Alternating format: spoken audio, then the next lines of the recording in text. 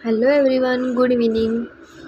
तर मस्त असा चहा ठेवला आणि चहा आणि टोस्ट खायला घेतला आणि हिचं पण चाललं होतं मला पण दे म्हणून, मग तिला पण दिला. तिला आम्ही बेकरी प्रॉडक्ट्स शक्यतो देत नाही आणि नाश्ता वगैरे केला. मग खाली चल म्हणून रडत होती, म्हणून मग खाली खेळायला जरा वेळ फिरायला वगैरे घेऊन गेले.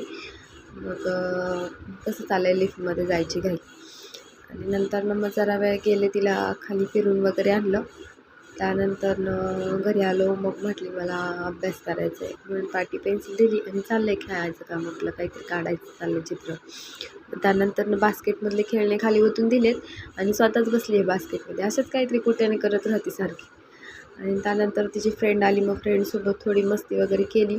तोपर्यंत मी तिला जेवणासाठी थालीपीठ बनवले होते बाजरीच्या पिठाचे.